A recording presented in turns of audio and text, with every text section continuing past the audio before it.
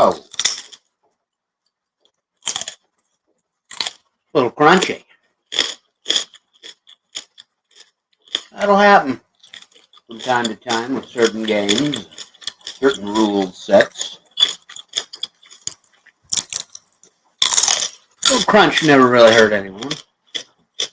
Sometimes it's fun, interesting. So, folks, welcome back. This is the part 2. Let me turn down this mic volume. It's probably going to be blasting. Hopefully that helps the sound. If not, I apologize. Okay, last time on HarnMaster, 3rd edition, character creation. We covered the birth in the family, appearance, the physical and personality, attributes and stats, rolled those up randomly. Also rolled up a medical and a psyche. So we could have possibly ended up with a mental disorder and possibly some type of medical disorder or quirk, flaw, whatever. Lucked out. I got ambidextrous,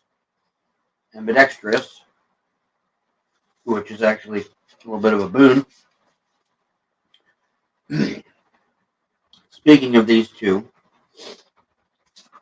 it is on, let's see, character 9, the medical role. These are optional, and I said to heck with it, as you know if you've watched the first installment of this. And you get an extra 2 points, which you can add to attributes of their choice, except of any affected by the, what would affect them on this chart, for lack of better words.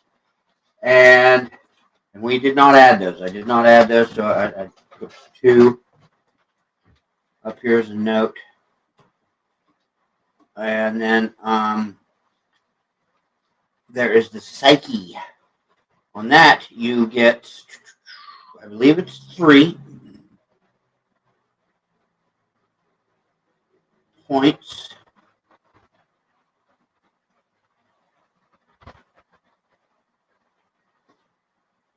Yep, option 1. Reward players with 3 points, which they can add to attributes of their choice, except will, if they risk a roll on this table. Well, I risked it. I'll write down comma and 3. That's for here. I'll just make a light note of it. So that's 5 total. And I said earlier about some kind of points, build points, optional point. I don't want to say optional, but skill points, build points for characters, and I could not find it. Well, it is actually under character 16. And when I'm referring to it, we don't quite have pages, numbers. We sort of do, we sort of don't. Each chapter starts off at 1. So, character goes all the way to 30. Skills then start at 1. They'll go all the way to whatever, and then you have your psionics, combat, the different chapters, but there's no inherent page numbers. So, yes, that is on right here, character 16, number 4, optional skills. All characters have 5 option points to open new skills or improve existing skills.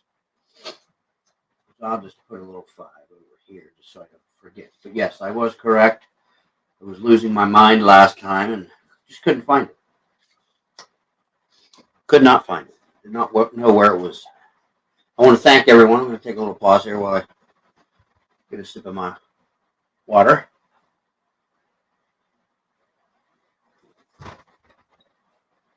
I thank everyone again for subscribing, watching, liking. Don't forget to comment. I mean, you know, say, hey, it's crappy. Do better. Or say, hey, awesome. Or just hello. Whatever. Whatever. Thanks, anyways. Regardless. Yep. So now we are getting into the skills of this character creation process. And again, this stuff can be, it's not can be, it's a bit crunchy. From time to time, I don't mind the crunch. I really don't. I've never played this. I'm going to say that again. I've never ran this. I would like to, and I'm going to. I have quite a chunk of a library of HarnMaster and Harn World, which I lightly touched on, the actual world.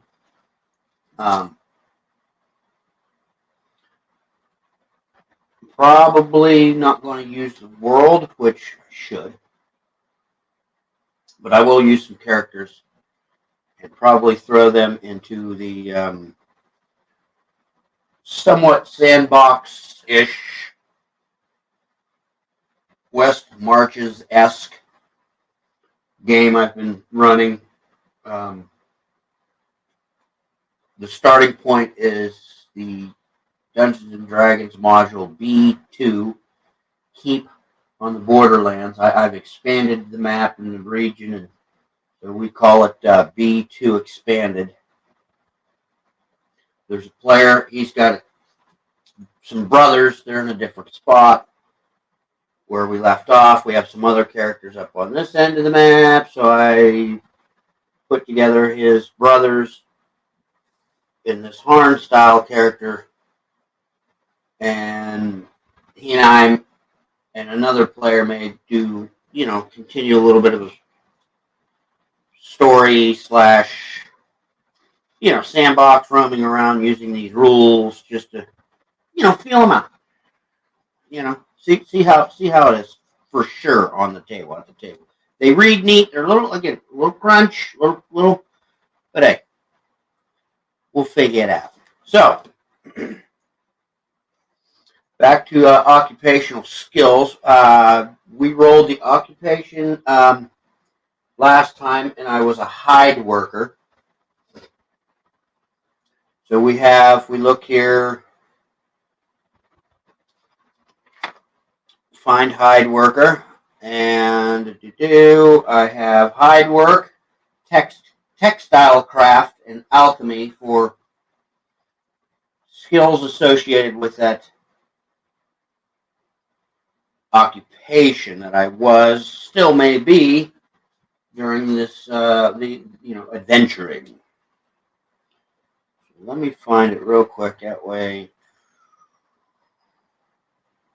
Hide worker, okay. Years, 5. It takes 5 years. So I'll make a note of that. 5 years. It's probably added to the age. I don't recall any age rolls. I may have glossed over that. You know, hurriedly getting to more seemingly important aspects of character creation than I may not have. Well, whatever. For now, hide work /5, textile craft /3, alchemy /2. Now these 5, 3, and 2. Here's where the crunch happens.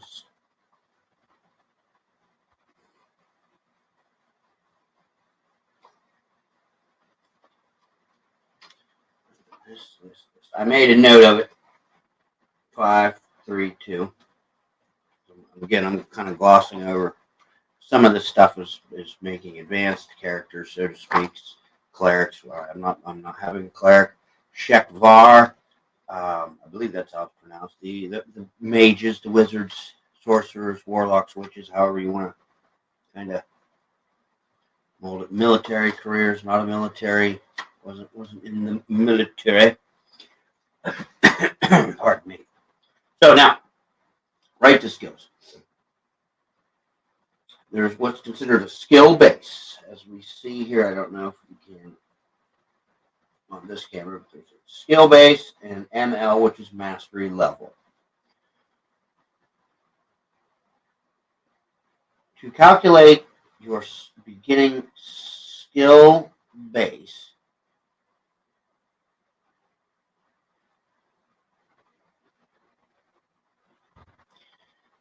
we need to look at the skill. So I'm going to straight out, because these that are already printed on the character profile, the character sheet, those are automatically known, ready to go. You just need to calculate your skill base and your mastery level. Here's where it gets mathy, folks. Oh, man. Woe is me.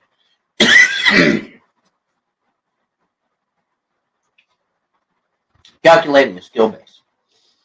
We're going to do climbing. And I like they do put the capitalized what's automatic skills, I suppose, for every character. Climbing. Climbing involves strength, dexterity, and agility. To get the skill base, I need my strength of 11. Let me do this here real quick. Strength of 11, dexterity of 15, and agility of 13. Add those up. That's 39, right? 39? Yes, 39. You divide that by 3. Oh, well, there's 10, 9, 13. So my skill base for climbing is a 13. Now, okay, what if we have a decimal, a remainder? If it's under 0.5, you round down. If it's 0.5 and above, you round up. You can whip out the calculator, do it, get it done. Or here's just an idea, suggestion of my own. Let's say this was 40. Okay, it's going to be 13 point something. I really don't think it would break the game. As soon as you hit a decimal, just make it a 14. Just make that. Just go with it. You're going to end up with a little bit of an advantage on your mastery level, and it'll be in the player's favor. What player's going to argue with that? What? I don't think it'll really throw anything off kilter by much when starting. Or you could, again, bust out the calculator, do what I did right here. Bust out the old brain cells. Woo! I'm smoking. Smoldering. And do it that way. Either way, again, that's part of the crunchity crunch. So to get the mastery level, now this is the opening mastery level, climbing SB times 4, so 13 times 4. Well, I know. Oops.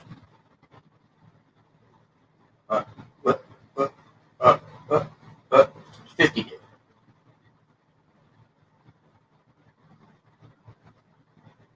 So I have a 52% to climb successfully. 73. Fall to my death.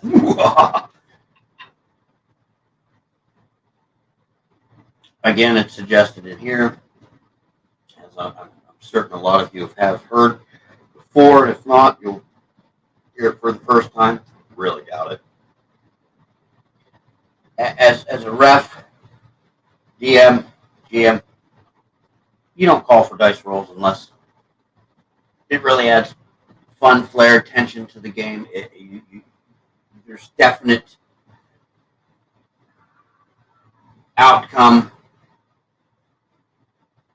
hinged upon that dice roll that would change any course of the ongoing story, circumstances, scene, as some may refer to it.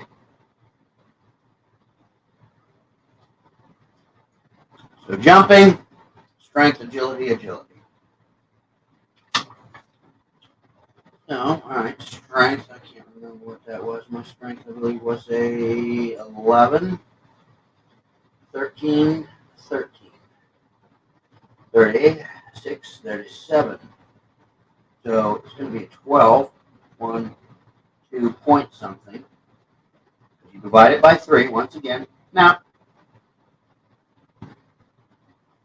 you carry it out, but you know what? Like I said, we're just rolling with it, and I'm no. Let's stick to the let's 36. 12.3. So it's going to be a 12.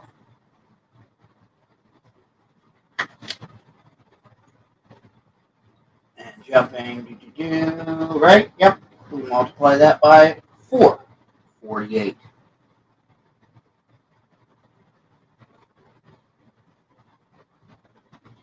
So right there's the example. If I would have said, the heck with it, if there's a decimal, go up 1 instead of 48%, and it would have went to 52%. Just like the climb. So the players would get a little bit of an advantage. Yeah. I just don't. I don't see it as that much of any type of game breaker, especially right out the gate. And it would kind of, in a way, quicken the character creation process. Either way, do as ye will. Stealth, agility, hearing. See, there we go. Used for hearing. Agility, 13. Hearing, 13. And will, 13. Ooh la la la la. Gee, I wonder what 3 13s are divided by 3 is. I think it might be, I'm going to guess 13. So we're at 52. Throwing, I mean, everyone. See, now here we go. Another attribute I really like. This is why they included it. And I'm certain for other things. We have strength, 11. Dexterity, 15. Eyesight, 14. 39. Huh, imagine that. I'm getting a lot of 13s here. Right? No, sorry, that's, no. 30, 9, 40. Sorry, that's 13. That's still going to be 13 because the decimal is going to drop down. And just kind of, dusts off the old chest newt of doing some roundings, estimations. All right, SB times 4. So, all right, 52%. Nice. So that's how that goes down the line. Now with the points, we'll go over that real quick here. Let me just backtrack.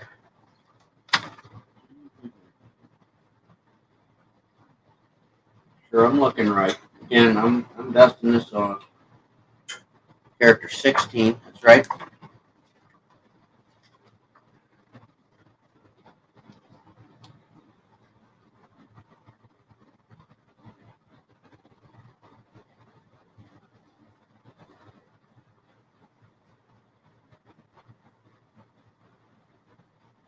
Okay, here we go. With those 5 optional skill points, they call them optional skill points. Even though I think they should be called skill points. All right, you can open up a new skill, so something I don't already have, at its base. At the normal standard skill base and your normal calculated mastery level for 1 point. You can improve, and you can invest twice in a new skill to improve it right out the gate, or improve an existing skill you have. Um,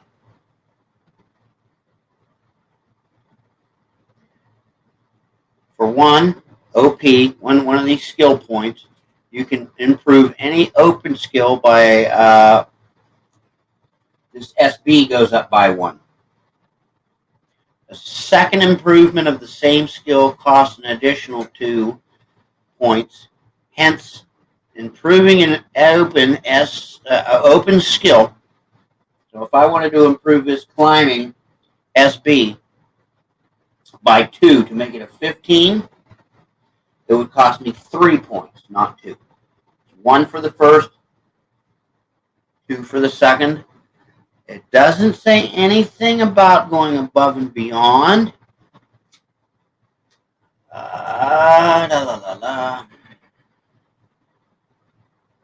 You know, I may just I would judge, I would rule. Let's just keep it at that. And starting a new game, being a new ref, just so things don't come out of whack right out the gate. Flying off the top ropes, going, man, what the heck? So that's how that is all done. Again, little crunch-ish, little crunch. Not bad, but once that's all calculated, all these are done. I'm not going to drag through all the skills, all the O's, N's.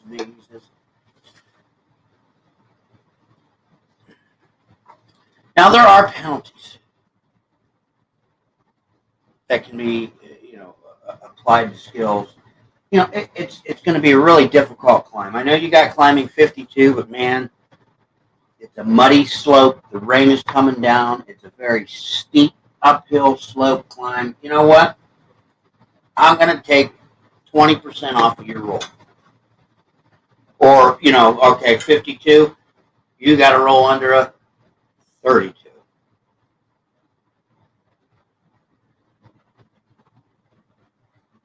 Or if it's really easy, unless, you're going to fall and alert a guard or something, any type of cause and effect with a failure.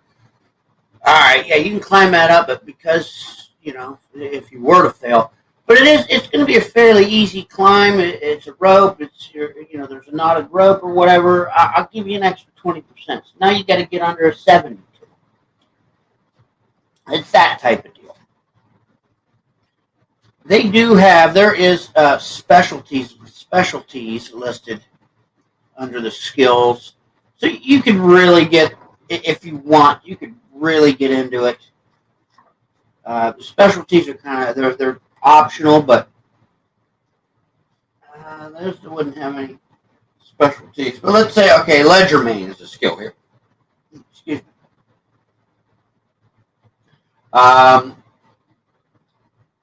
Some examples of specialties would be ledger main, purse cutting, or conjuring, etc. Here's another one, rhetoric. That's a skill. Under communication. Rhetoric. And that uses your voice, uses your intelligence, uses your will. I do like how they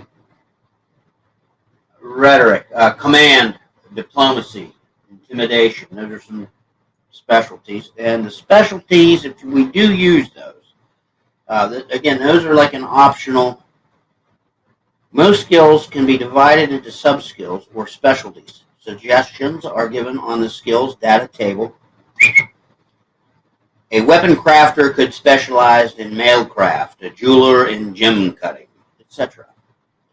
Characters may begin selecting specialties when a skill reaches mastery level 40. So if climbing had a specialty, I'm at 52. Any of these skills we just did, if they did have a specialty suggested, I can open a specialty. You could say climbing freehand. No rope, no pitons, no, you know what I mean? You could really, spider climbing, whatever. You could. There's none suggested because, you're freaking climbing. Specialty skills opened at the current ml. So it would be opened at 52, 13, skill base 13, mastery level 52. Each specialty is developed as a separate skill, with the advantage that successful skill development rolls for that specialty increases by 2 points instead of 1.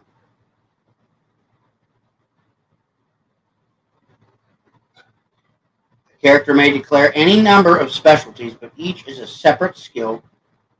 The original skill can be improved separately as normal. There you go. And also, what was my fellow's sun sign?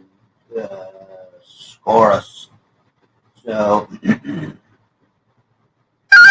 there's sun signs listed that would give a bonus to these skills.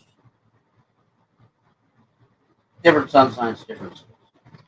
So you calculate that in as well. I apologize for the bleebly whistle thing. Let me silence this phone. I knew I was going to do it again. You people be quiet. So again, like I was saying, this can be a bit crunchy.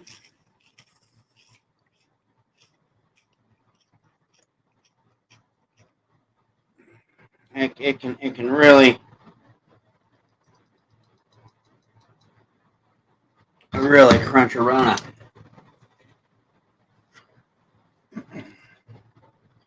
But once the skills are figured out, boom.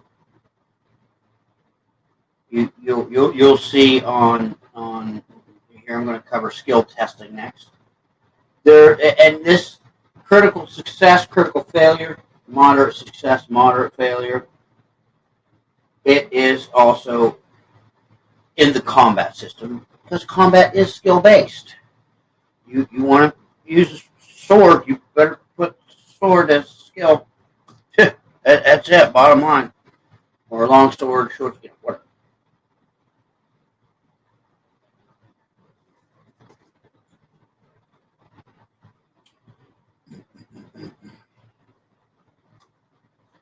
Now, let us say I were to be climbing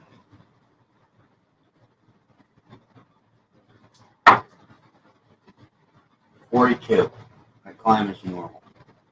Nothing really expeditiously, nothing harrowingly, narrowly made it. Any success roll ending with a 5 or a 0 is a critical success.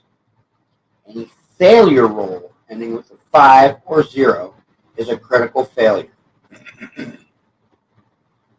All non-critical results are marginal. Excuse me. Now there's the universal penalty, which is added up between injury, fatigue, and encumbrance. Crunch.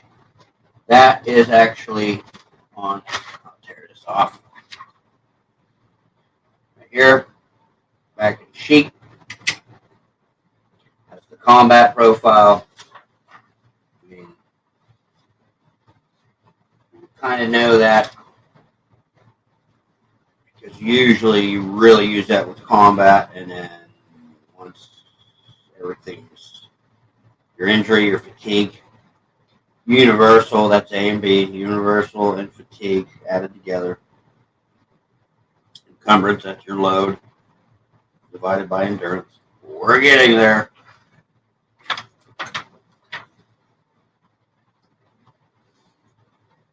I like this about this game as well. This actually works really well, I would think, in my opinion.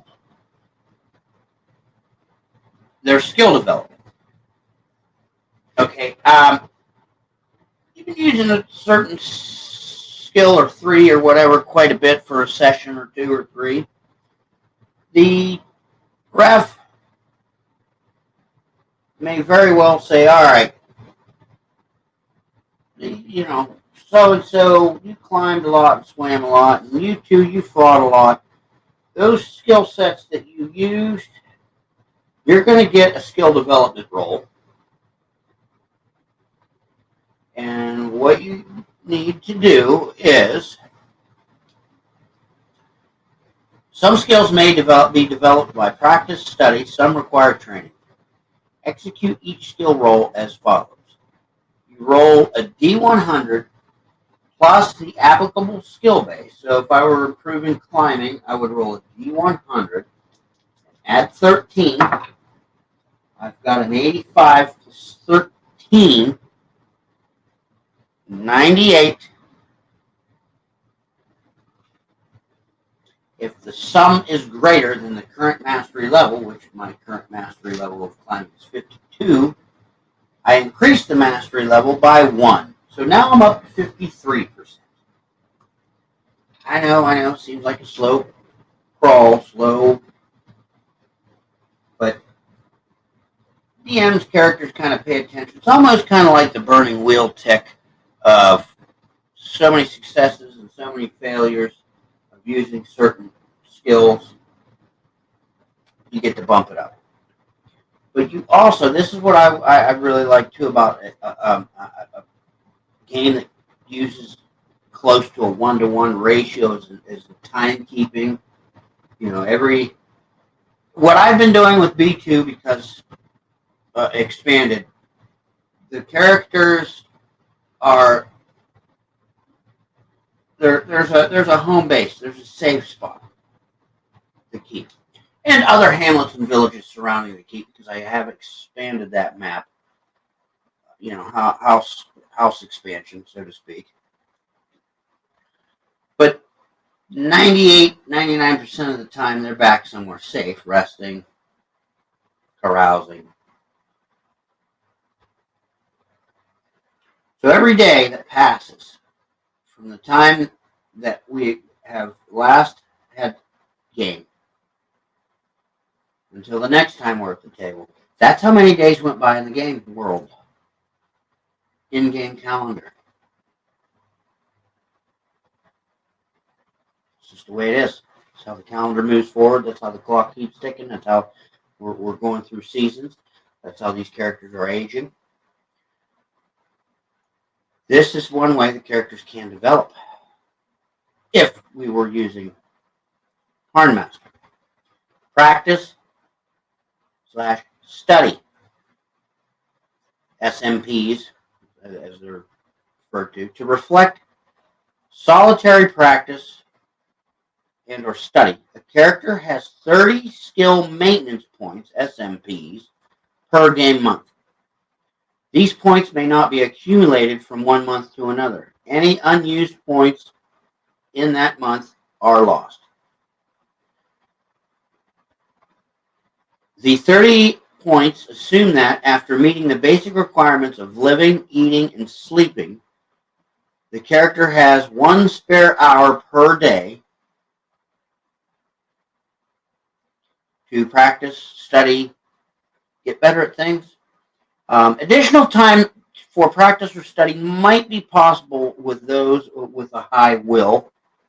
And there's a variant if someone has a high will, low will, which I kind of like too, because basically, instead of just handing everyone out 30 points, if you have a high will, or a will of, you multiply it by 3. So I have a will of 13. I'd get 39 points. Okay? Because my will is, I'm more focused, more likely to want to practice, I'm more likely to hone in. Employment and instruction may be gained to get extra SMP points, get bonus points. Each character receives 1 point for each 4 hours of employment by a master with a higher mastery level of the skill that they're trying to improve. A character getting personal instruction from a teacher, someone whose mastery level is at least 20 points higher, earns 1 bonus SMP for each hour of instruction. These points must be used at the end of the month to develop the skills being taught. Duh. Now this is where I thought it was weird, but I read it, thought about it, read it, thought about it. Expending SMPs. At the end of each month, 10 of these points are expended for each skill development role. So 10 points give you a chance at getting better at that skill.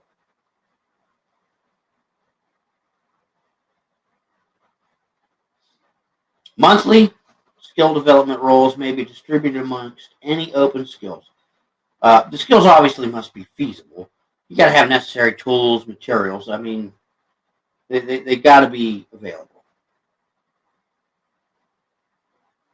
Oh, there's a misprint. Ooh, it says unavailable instead of available. Ooh, I'm writing Congress and Senate.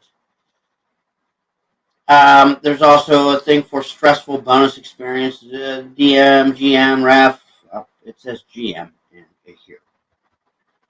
May award bonus development roles when skills are employed in dangerous or special situations.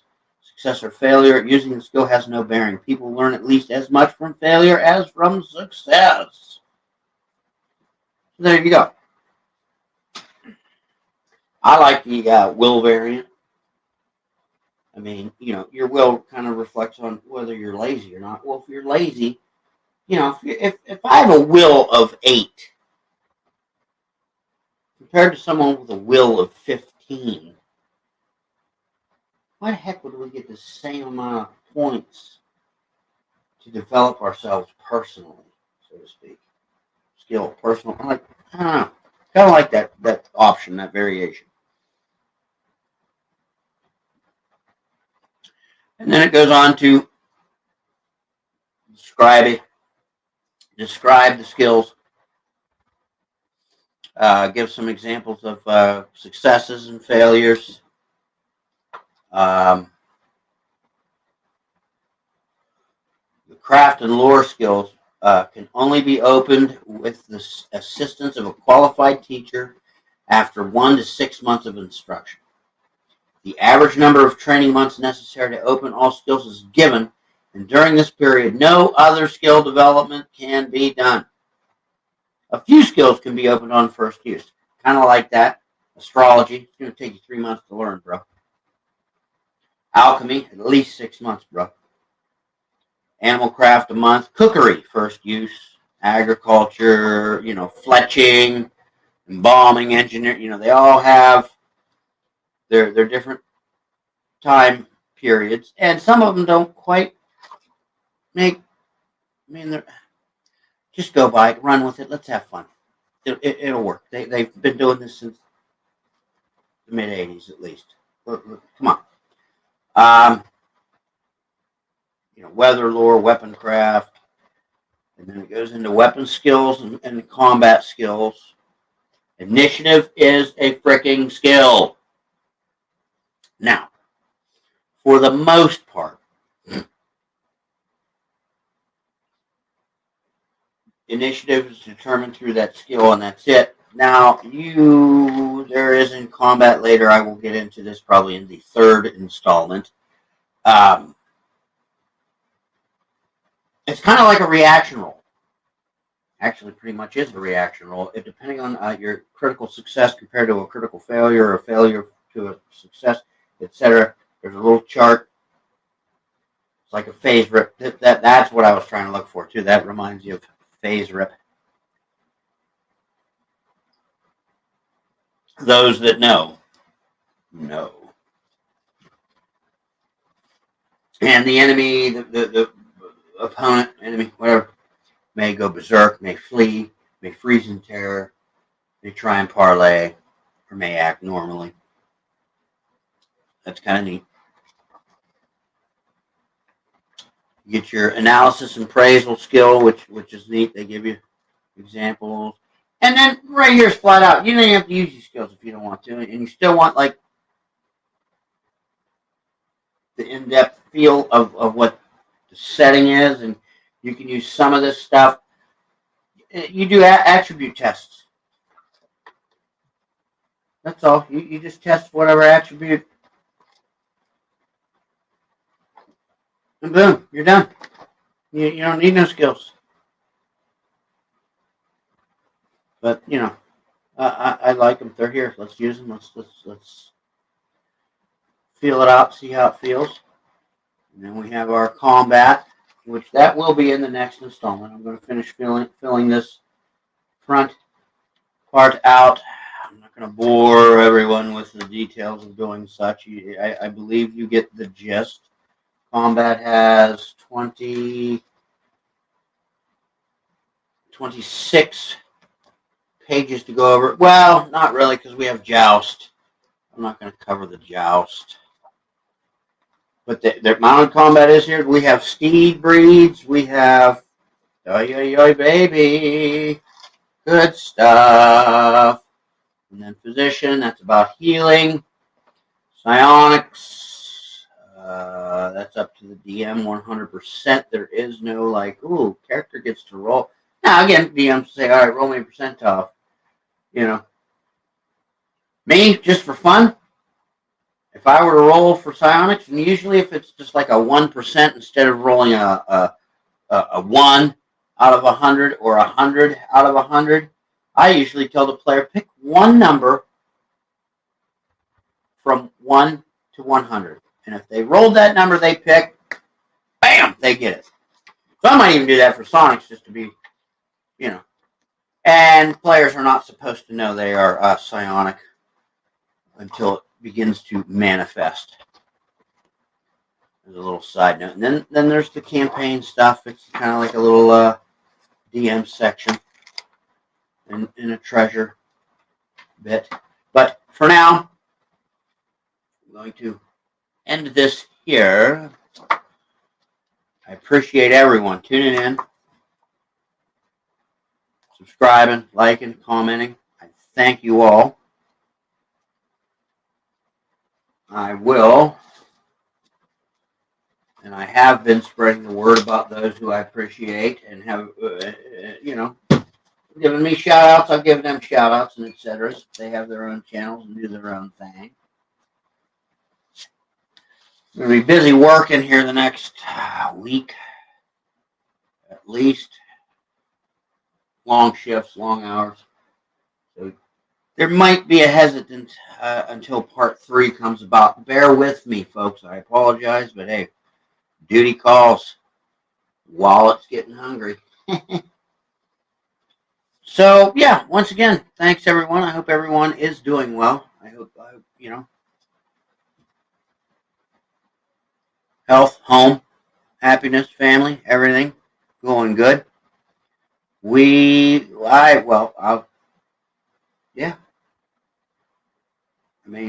Yeah. God bless.